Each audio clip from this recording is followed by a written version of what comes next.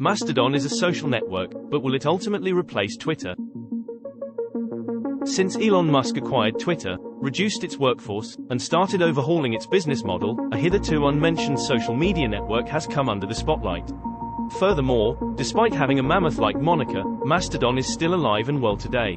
Since Musk closed the acquisition of Twitter on October 27th, the microblogging service has gained at least 1 million new members.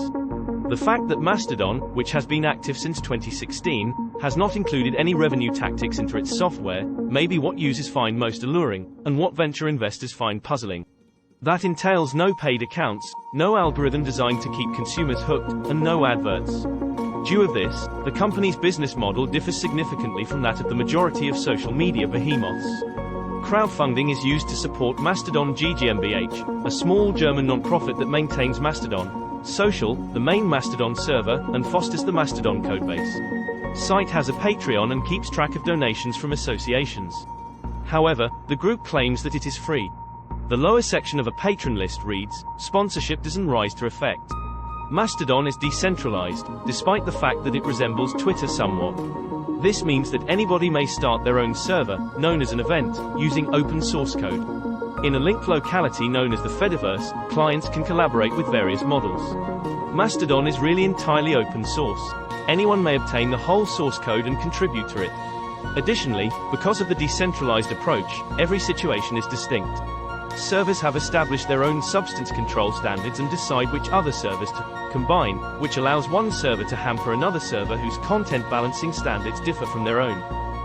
Sure, it's a little techy and unconventional, but many users are eager to replicate their experience on Twitter in the event that the site shuts down or becomes even more overrun with hate speech and fake news.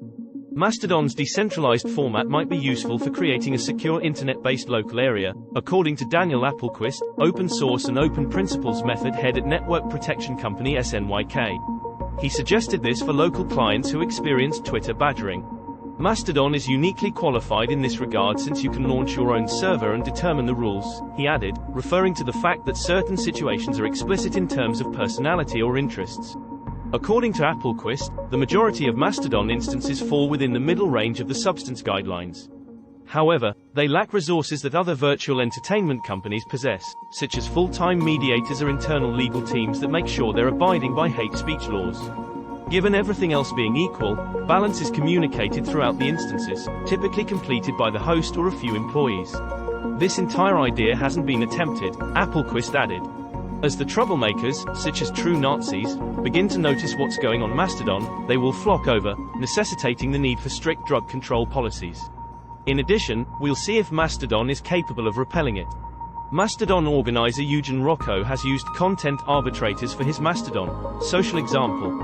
However, each situation is unique, and most people do not have the resources to pay for mediators. While tightening restrictions on drugs is intriguing, so is the ongoing maintenance of servers. Most events are free to customers and are only shown to a single person or small group. As events unfold, whether it's a massive influx of clients or a single client with a massive following who generates a lot of activity, the cost of maintaining the server rises. Stefano Maffoli worked at Twitter in its early days and stated the site overcame certain technical obstacles. I recall when Twitter was a key point during Egypt's turmoil. It was incredibly difficult to maintain the assistance rushing to help people on the ground so they could exchange messages, said Maffoli, who is presently the open source drive's leading overseer. Mastodon should face equal obstacles on the specialist front, but they have an advantage. According to him, the functional structure is advantageous in this case. Rather of Mastodon expecting to constantly increase server capacity and hire additional people, clients may start new servers, essentially working out as opposed to up. The concept should not generate revenue, but rather foster a diverse range of events that evolve and adapt in response to community opinion. In any event, irrespective of its differences from Twitter, or advantages, or drawbacks, based on your point of view, Mastodon hasn't precisely addressed information security. Clients should be wary that the standards align with their own security concerns because each incident has different principles and arbitrators. Clients are empowered, and moreover accountable for their decisions right now, Maffoli added. You can't claim, Facebook pushed me to do it, Twitter caused me to do it. When you join another case, you should see those conditions of administration.